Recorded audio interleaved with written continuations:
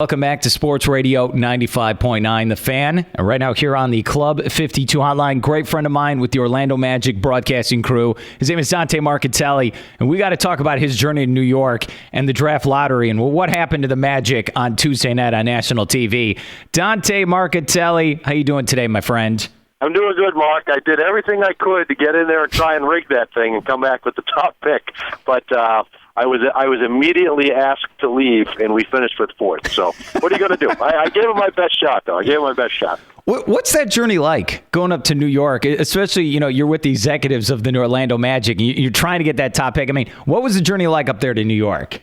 It was really neat. That was my first time being a part of this. So just seeing the whole process and the who's who, the veritable who's who of people that are in that room. You go walk around with James Worthy and Dr. J, who are all in this room. They put on like a little pregame, pre-show reception, and you're seeing all the, potential top 10 draft picks walking around with Andrew Wiggins and all these guys, Randall and Vonleh. These guys are kind of all just milling around. So you see all these guys and you see all these executives, and it's neat. It's really, really cool to kind of see how this all comes together and to be a part of it, and then to be in the room as the picks are being unveiled. I mean, Pat Williams will tell you, he's done this. How many times has he sat up there and done this? And it's nerve-wracking. 14 is revealed, 13, 12, all that. And then, when you get to around 7, everybody's it's a dead panic for those last 7 teams. Nobody wants to have their logo pulled.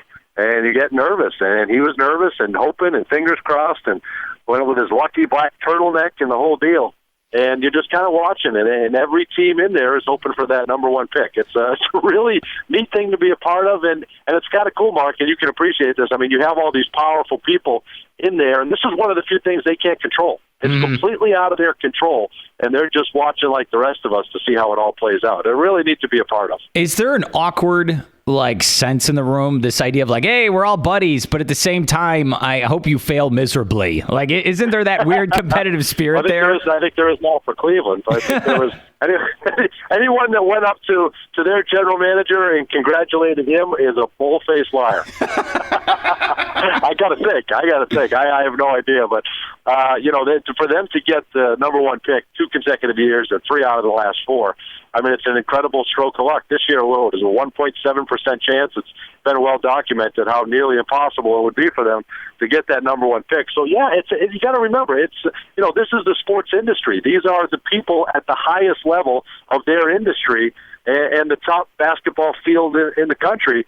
And, yeah, everybody wanted that number 1 pick. Everybody wants it. And you've probably got 10 or 12 teams that are realistically expecting not to be in that top 3, but everyone else is hoping for that top pick. And so, yeah, it's disappointing, I think, for everybody but Cleveland to get that number 1 pick. But still, it's an incredible draft. It's very deep, and I think everyone walks away feeling comfortable and confident that they're going to add some nice pieces to their roster. But, I think everybody plays nice and says the right things, but no question, they wanted to be that top pick. All right, this one's been boggling my mind for years now, and we're here with Dante Marchitelli, Orlando Magic Radio and TV. Does a great job covering the Magic.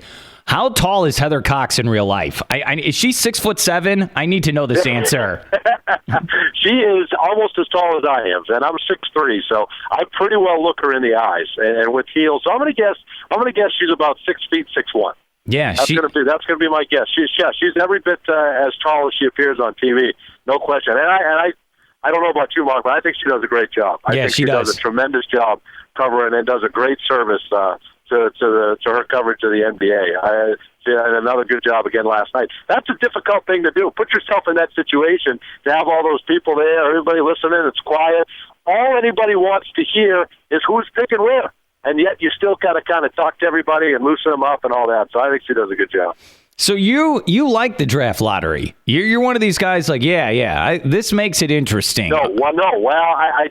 I don't know. I'm torn on that. It's the system that we have in place, and I get it. I get why they do it this way and all that stuff. But, it's not an exact science. And you can't finish a season expecting to get the number 1 pick because, the team with the worst record has only gotten it once in the last 11 years. So it's not an exact science, but it is the way that it's set up right now. And we'll see. They've continued to critique it to get it to this point, and who knows if they don't continue to critique it even more. But I love the intrigue and the drama that leads up to it.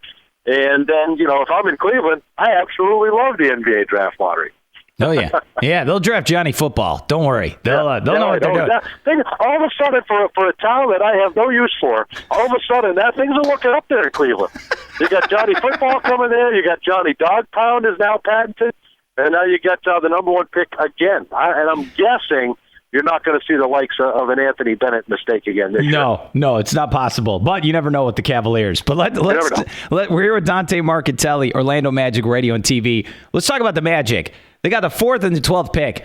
I actually like this. I think it's good. I think it's such a loaded draft that they're going to be good to go with their 2 picks. What are your thoughts on how Orlando landed in the draft lottery?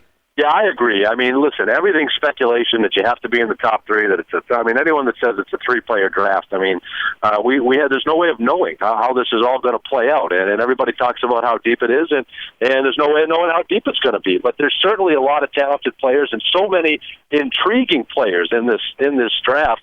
With players in this country and abroad, that just talking to Rob Hennigan last night. Now, he's confident you're going to add 2 good pieces. You're going to get 2 solid pieces that you can add to the core of this team moving forward. Now, what that looks like, or how soon they can contribute and fit in and all that, time will tell as they get acclimated with the rest of the roster. But you would think with 4 and 12, you're going to add 2 very good pieces, and it'd be sitting good. It's just sitting well for the future as you add a couple more cornerstones to this franchise. But it's by all indications, there are a number of potential, great picks in this draft. So we'll see how this plays out. Who's this Australian kid? He keeps going up the draft boards here. I'm like, wait, who are we talking? Exum? Is that his name? What are your thoughts on this guy? Well, that's the thing. We don't know. We don't know about him. We don't know about any of these guys, really. I mean, that's remember in the old days, in the 80s, you'd see that old grainy footage of these guys overseas, and you take a look, and then everyone would be scrambling as you made a pick to show some footage and see what these guys look like. I mean, listen, we know very little about them. I know as much as what we're hearing and reading as well, but the best part is you now have a month, and Rob Hennigan will do his best job to interview all of these guys. They'll all come to town. He'll put them through, their whatever their research is and whatever their course is that they do, and they'll talk to these guys, they'll look at them, and they'll acquire all the information that they need and make the best pick. Mark, I have no doubt that they're going to get the 2 best guys. They're going to get the 2 best guys that they can, and they'll nail it in this draft. This is what they do. They put so much resources and so much time into looking at these guys that I think they'll feel confident that they're going to get 2 very good players. We're here with Dante Marchitelli, Orlando Magic Radio and TV. Follow him on Twitter. It's a must. Dante Magic. If you like the Orlando Magic, and I know we got a bunch of fans here in the listening area, and I think of Victor Oladipo, where he was your first piece. Now we're going to add 2 more pieces. Does the Oladipo pick kind of dictate, like, okay, maybe we got our point guard, shooting guard right now, so let's go get a power forward? Do you feel like that's going to dictate some of these picks moving forward? You know what? They'll look at that, and they said that last night. They'll address need versus best player versus, whatever other offers there might be. I mean, everything. They're going to take it all into consideration. But, I think they'll tell you they're going to get the best player that they feel fits this organization and fits what they're trying to do and the plan that they want to have moving forward. So I think they'll consider all those factors, but I think they're going to look at who they feel most comfortable and is going to be the best player for this team. So what that is, I have no idea. I mean, give them credit. They do not reveal anything. They do not let anything leak. Oh, come on. We love to speculate and all that stuff, but I think that's how it should be. I think it should be tight-lipped, and we shouldn't know anything and leave all that drama and intrigue up to the draft night. I think that's how it should be done. I told you this a week ago. It's going to be Julius Randle and Doug McDermott. That's why you have it figured out. You have it figured out already. I do. Yeah. And by the way, I go American every time. Sorry, San Antonio Spurs. I know they're the best team. I go American because I'm a redneck at heart. I'm not going to lie to you, Dante. They've had a lot of success, haven't they, San Antonio? There's a lot of teams that have drafted well, and this is they come from that San Antonio and Oklahoma City model where they've had a lot of success with those clubs. So listen, Rob's done a great job with the picks we've got to this point, and it's intriguing, though, isn't it? It's all the people love the drama leading up to the draft, don't they? Because there's so many possibilities and so many options, and then it's almost when it's done, it's like, Oh, okay. Well, now what? But it's the build-up and the intrigue leading up to it that's so exhilarating. We're here at Dante Marchitelli, Orlando Magic Radio and TV. Are you going up now? I know I'm putting you on the spot. Are you going to go up to the draft? I mean, you went to the lottery, so they got to bring you back. No, I know. I went up to the lottery and I nailed it. It worked out so well for everybody. So I'm actually going to be here. We're doing a draft show on the radio in Orlando in Central Florida, our sister station here in Central Florida, and we're actually going to be having a big draft party at the Amway Center.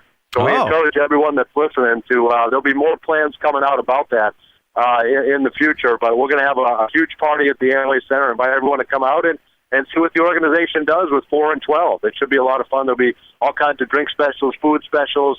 There'll be players there. There'll be, we'll have Nick and Bo, and there'll be a lot happening. Magic dancers, so I know that'll get you out there. Oh, yeah. It needs to be, I come on your show, and you're like, oh, here's this crazy guy who thinks we're going to take Randall, okay? Then I play Nick Anderson one-on-one, and then I party with the cheerleaders. That's the itinerary. That sounds like a commercial. Yeah. That's fantastic. Well, we can make that happen for you. I'll do anything to help you out. You know what, too, Mark? And I want you to throw your hat in the ring for this, too. You go to OrlandoMagic.com, and we're doing a contest, all right? Guess the draft order 2014. Oh. And if people can correctly guess the draft order, $100,000 coming your way. Oh. $100,000 coming your way. So you want to take a gander at that. Not St. Louis Rams season tickets? Okay, all right. Now I'm laughing. Is that what happened? If you get the picks right, you got season tickets? No, the St. Louis Rams had it. If you got the schedule correct, you got season tickets, and no one got it right. So no one got it right. Yeah, there you go. Finally, you still going with San Antonio and Miami for the NBA Finals, or are you changing your pick? Well, I am. I want so badly to see Indiana there, but I just think Miami's got the gusto, and I think they're going to get back. Don't you think that game was deflating last night for them? Oh, yeah. Miami had a 3-point. Indiana had a 3-point lead, 5 minutes to go, and just the bottom fell out on them last night. So it was very unfortunate if you're a Pacer fan. Oh, I know. But you know what's funny, though? We'll see. You know what's funny, though, and I'll end with this, is it reminded me of 98 Bulls, the way the Heat are playing, where it's like, okay, they're the best team, but I feel like they're throwing out their last hurrah when they're out there. Like, this isn't for the next 5 years with this team. No, it just doesn't feel like it. I mean, what are your thoughts? Yeah, it may not be long term. It certainly doesn't. I mean, you talk about last hurrah. That's the San Antonio Spurs, isn't it? I mean, every year they get to this point and we think this is it. Did you honestly think after that devastating loss in Game 7 of the Finals that they would even come close to replicating the success that they had last year? I mean, I thought that was it. That was done. Throw dirt on Tim Duncan. That's it. Let's call it a day. But they continue to improve. And listen, we don't know what the status is going to be down there in Miami, and it's very safe to say, a lot of that is going to depend on the health of Dwayne Wade. What is he going to look like moving forward? But that Miami team is frustrating. Sometimes they go through lulls and there's not much excitement, but they hang around, and then they ratchet up that defense at the end, force you into turnovers. Next thing you know, lights out ball game. Let's go back to Miami 1-1. I mean, that happened so fast last night. Oh, yeah. I don't think anyone in Indiana knows what hit him. Well, Lance Stevenson left the game. Where'd he go? He was kicking butt, man. And then... Yeah. I don't know. It's like unbelievable. The game. He also fired up Dwayne Wade by saying he's going to make his knee flare up, and you have all that drama. And then LeBron gets hit, and like he got shot by a sniper. He goes flying into the crowd. I mean, you got all the drama of the NBA playoffs. I think it's great. We've really been fortunate with these matchups, haven't we? Yeah, you're absolutely right. Dante Marchitelli, Orlando Magic Radio and TV. You go tell Nick Anderson I'll be taking him on draft night, all right? One-on-one. I guarantee you he'll say, do you want me to wear shoes or not? All right. Look forward to it. Come on out. That'll be a lot of fun. We'll talk to you soon.